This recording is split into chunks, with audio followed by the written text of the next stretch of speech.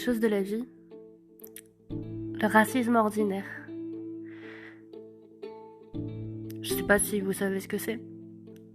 C'est toutes ces petites choses du quotidien qui stigmatisent une minorité, une ethnie, une race, quelle qu'elle soit. Le racisme ordinaire, c'est autant contre des personnes de couleur, de n'importe quelle origine. Et chacun de nous, y compris moi, on contribue parfois dans notre vocabulaire à stigmatiser ces personnes. Et donc, pour ma part, je suis par exemple originaire du Vietnam. Et de nombreuses fois, depuis que je suis toute petite, j'ai entendu des gens s'adresser à moi en me disant, au lieu de dire bonjour, on me disait ni hao, on me disait bonjour avec un accent. On me disait et toi bol de riz. On me disait toi la face de citron jaune pressé. C'est des choses comme ça où on le prend sur le ton de la rigolade parce qu'il faut pas trop se vexer. Mais quand on arrive après un stade, je vais vous raconter quelques anecdotes. J'étais à Paris, j'avais 16 ans. Je suis montée dans un bus avec une amie et ma mère pour aller en direction du musée. Et il n'y avait pas trop de place dans le bus. Il y avait des gens assis et il y avait des gens debout, évidemment, comme dans tous les bus quand c'est rempli. Et moi, j'étais au milieu parce que il restait plus trop de place. Et il y a une personne qui s'est approchée de moi, près de mon oreille, et qui m'a dit devant tout le monde « Pousse-toi, sale chinoise ». Alors je me suis poussée. Et j'ai senti venir en moi de la colère, de l'injustice. J'ai commencé à avoir les larmes aux yeux, de me dire pourquoi, qu'est-ce que j'ai fait de mal. Je me suis mise à pleurer en fait. Et je voyais bien que cette personne, elle était un peu simple. Donc j'ai pas répliqué. Mais il y a une personne à côté qui, elle, a pris ma défense. Elle est venue vers lui et lui a dit « Répète ce que tu viens de dire à cette dame, à cette demoiselle. Répète tout haut. » Il n'a pas osé répéter ce qu'il avait dit. Pourtant tout le monde avait entendu. Il a voulu me défendre parce que c'est ça qu'on doit faire. C'est ça qu'on doit faire. À chaque fois qu'on assiste à ce genre de choses. À chaque fois qu'on assiste à ce genre de propos. Tout comme la fois où j'étais dans le sud de la France. Et j'ai pris le bus encore une fois. C'était la navette gratuite pour rentrer le soir. Il y avait de la place dans ce bus. Il y avait peut-être 5 ou 6 personnes. J'ai payé mon petit ticket et je me suis assise derrière de mamie. Et ces mamies, en fait, elles m'ont regardé m'asseoir. Elles m'ont regardé d'un air dédaigneux. Et elles ont dit « Ah là là, pourquoi le bus ? Pourquoi elle a le droit de monter dans ce bus ?» Mais on est au 21e siècle. On n'est pas... C'est pas parce que je suis une personne de couleur que j'ai pas le droit de monter dans un bus. On est où en fait ?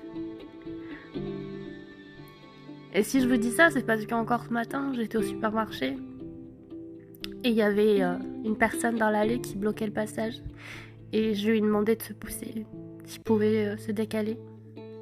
Il a fait mine de pas m'entendre et de pas me voir. J'ai attendu et au bout d'un moment, comme j'avais pas envie d'hurler ni de faire de scandale, j'ai fait demi-tour, j'ai rebroussé chemin. Et à ce moment-là, cette personne, elle s'est décalée. Elle m'a regardé partir avec cet air hautain, de cet air qui veut tout dire. Et en fait, ça m'a mis tellement mal à l'aise. J'étais tellement triste de me dire qu'encore aujourd'hui, on est obligé de faire demi-tour pour pas faire de scandale. Si je dis ça, c'est parce qu'en fait, personne, je dis bien personne, ne doit vous faire sentir mal parce que vous deviez être fiers de vous. Vous devez être fiers de vos origines, de votre couleur de peau, de vos ancêtres, de vos racines. Quelles que soient ces origines que vous avez, vous n'avez pas à vous sentir inférieur et moins que rien. Quelqu'un d'autre ne doit pas vous faire sentir moins bien qu'elle, moins bien que n'importe qui d'autre. Parce que vous méritez votre place d'être humain sur Terre, vous avez le droit d'exister et vous avez le droit d'être qui vous êtes. Et vous n'avez pas à vous sentir pas bien, en fait, tout simplement. Parce qu'il y a cette boule, en fait, qui monte. Cette boule qui monte à l'intérieur de vous, qui vous comprime les côtes. Ce sentiment d'injustice totale et d'incompréhension totale du pourquoi j'existe. Parce que ce genre d'attitude, parfois, vous remet en question et vous vous dites pourquoi j'existe. Parce que vous voulez pas embêter le monde. Nous sommes, on dit, les invisibles. Et non. On doit être fier de qui on est. Et ce sont pas une poignée de personnes qui vont dire le contraire, qui doivent vous faire sentir comme cela.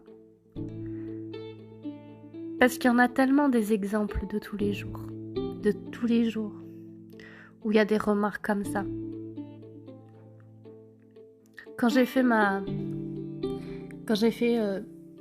une demande de stage, je me rappelle, ou même d'entretien pour mon mémoire, je suis tombée sur des gens qui m'ont demandé si j'allais retourner dans mon pays, quelles étaient mes origines anciennes, si je comptais retourner là-bas, dans mon pays d'origine, travailler là-bas.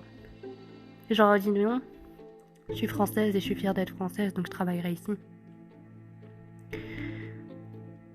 En fait, c'est très stigmatisant, ce genre de comportement. Et donc le racisme ordinaire, pour moi, c'est un fléau et ça ne devrait pas exister au XXIe siècle.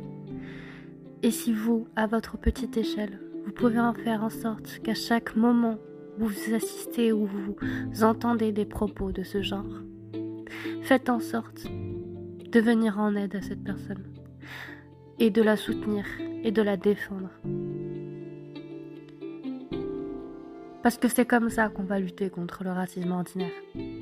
C'est comme ça qu'on évitera que cette personne perde confiance en elle. La confiance en soi, elle se construit par soi-même, pour soi-même, mais aussi grâce à son entourage, grâce aux autres, grâce à la bienveillance.